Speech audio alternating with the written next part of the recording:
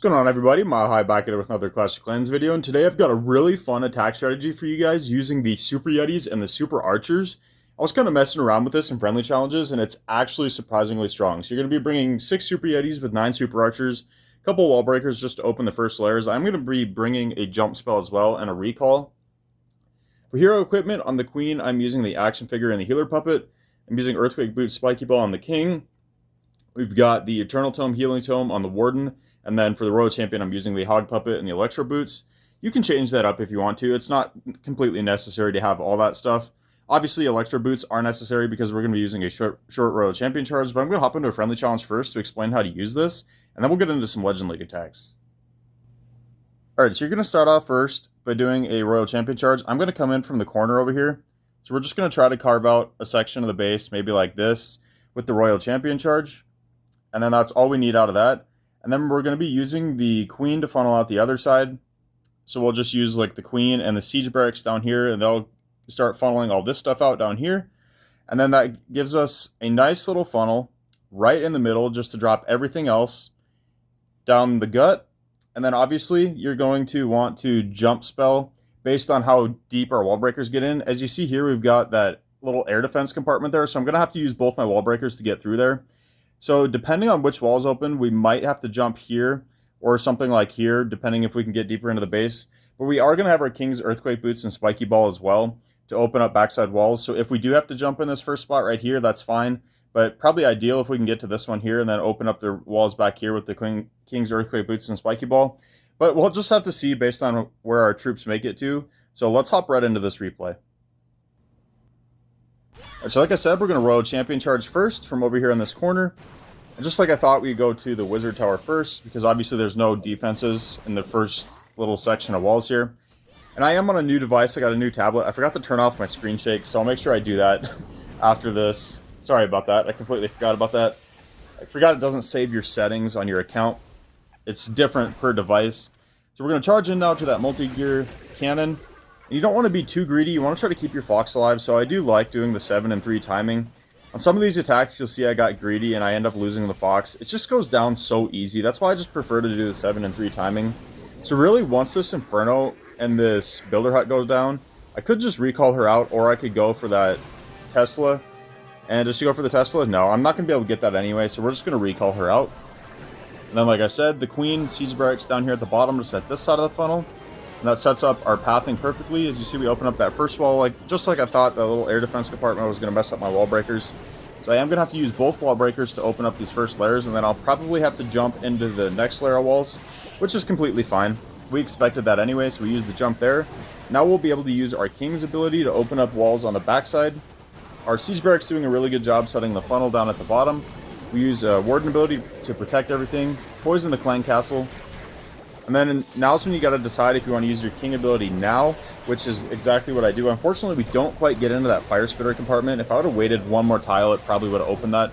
But I don't think it's going to matter because our Royal Champion is going to take out that Fire Spitter anyway. And just look at these Super Archers down here with the Super Yeti putting in work. We've got our King up here with a bunch of Super Archers and a Super Yeti behind him.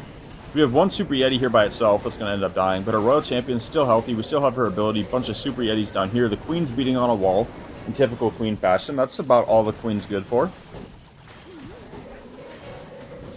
And our King beating through a wall down here as well, but he'll get through no problem. RC slowly going down. We do take out the enemy Royal Champion. Our Hog Puppet does activate, and we take out the Scatter Shot, we take out the Expo. There's nothing left on this base to defend us now. We got a massive pack of Super Yetis with the Queen behind over here. Pretty healthy Royal Champion with the Hog Puppet. We got our Warden still up, King still up. So we didn't even lose any of our heroes. We just smashed this base. And like I said, pretty simple plan. You're basically just using the Royal Champion to funnel one side, use your Queen with the Siege Barracks to funnel the other side, and then everything else goes in the middle. As long as you get a good Warden ability and a good jump, you're chilling and you'll shred through the base. Let's go hop into some Legend League replays now. Alright, so on the first attack, this is kind of a strange base layout, so I do want to go in towards the Town Hall and hopefully get that if I can, but like I said, it's going to be pretty risky. I don't want to lose my Royal Champion. And I do get some pretty bad invis placements here, some pretty bad timing. As you see, our Fox already almost down because I tried to do the normal timing on 6. So I could try to extend this push a little farther to try to get that Town Hall. And the Town Hall just shoots so fast, and paired with that giant bomb up there, Yeah, we were in trouble. Our Fox is really low. The Giga Bomb's in here as well with some more giant bombs, so our Fox does end up dying here. Luckily, I do notice, so I end up getting my next invis down in time before my Royal Champion dies, but it's really close. And I'm going to get greedy here. I'm going to try to let her take this Town Hall, but it's going to be really, really sketchy. Come on, one more shot. Okay, we got it. Unfortunately, her ability, her Hog Puppet did activate, but I think it was worth it to get the Town Hall. So we Queen and Siege Barracks down here to set that side of the funnel. We wall break in, send our Super Yetis in a line. King with the Warden. Send the next wall breaker. I delay the Super Archers just a little bit in case there's a bunch of splash damage on the edge. I don't want them to get wrecked because obviously they don't have that much health. That's why I delay them just a second. We get a nice jump spell down here, which gives us access to the entire core of the base. Then our King ability should be able to open up most of the backside. We get the poison down on the clan castle now. And we got some Super Yetis that did wander to the outside, but that's fine. They're just doing a good job funneling out there, and we got everything else in the core. Obviously, like I said, our Royal Champion ability did get forced early, so that's why you see these hogs running around in here. But we did use our Warden ability to protect them and try to heal our Royal Champion back up, which worked out pretty well. We got some decent health back on our Royal Champion to help push through the backside of the base. We wrecked through that single Inferno. Look at these Super Archers just staying back at a distance, picking stuff off while the Super Yetis do a really good job tanking. We got a nice split on the troops here. The King is with the Royal Champion, tanking for the Royal Champion, which is actually really nice. Hopefully it can stay there, because we could get that ground expo with the Royal Champion if it stays locked, which it does. That is really clutch by the King. We got a ton of Super Yetis down here. We still have Valkyries from the Siege Barracks, Pekkas from the Siege Barracks, Wizards from the Siege Barracks. We still have Super Archers. This base is going to be absolutely crushed. Our Royal Champion is going to go down.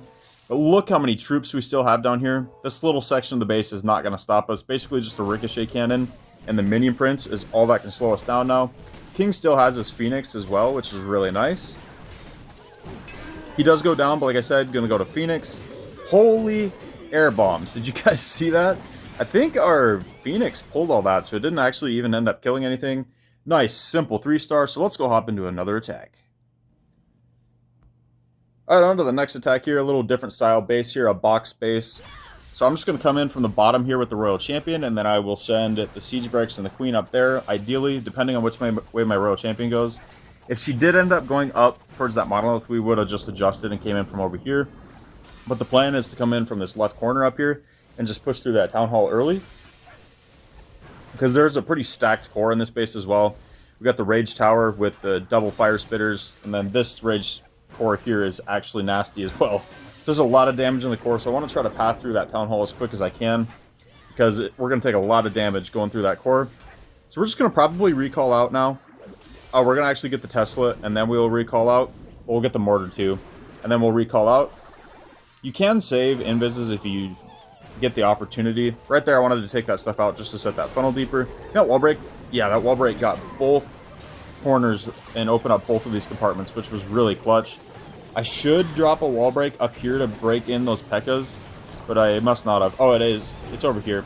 So we do break it in, but it's a little too late. Our Pekkas do wander, but we jump into the core here. We'll get a big Warden ability when everything surges forward and rage everything through this core. I think I actually missed my King with the Warden ability. Yeah, I did. I can see him taking damage. So I was a little bit late on that, but we are pushing through this nasty core here. Town Hall does drop. Super Yeti's doing a good job. Multi-Inferno goes down. Multi-Gear Cannon's pretty low as well. We use the King's Earthquake Boots to open this up. And pretty much both rage compartments are gone now. We got our Valkyries from the Siege Barracks doing a good job trimming all the trash on the outside still. King is going to get wrecked by this monolith, but he is going to come back to Phoenix and hopefully take out that Ricochet Cannon. He's probably not going to get anything else because obviously that monolith is going to one-shot him basically. So we got our Royal Champion up here, still has her ability intact. Our Queen's still full health. We do have one healer left, but it is about to go down. And let's see if this Sneezy with the boogers can clutch up this monolith. Come on. This is why I love the Sneezy. Look at this, just keep spawning boogers, tanking for itself, and it's going to get the monolith all by itself. How clutch is that? That's why you just got to have the Sneezy. Even though mine's only level 6, I'm still rocking it because it's still really good and it comes in clutch like that all the time. And look at this. Only thing left was the Wizard Tower. We didn't even need to use our Royal Champion ability. Easily could have swagged that. We tear through the backside of this base, no problem. Another crushing 3-star. So I believe I have one more replay. Okay, I actually lied. That was my last replay. I forgot. I ran out of attacks. I only had 2 left at the end of the day to use this. So we did the 1 friendly challenge with the 2 Legend League attacks. This is honestly way stronger than I thought it would be. It's definitely stronger than the Mass Yeti I posted a day or two ago. This is probably my favorite version of the Super Yeti so far that I found.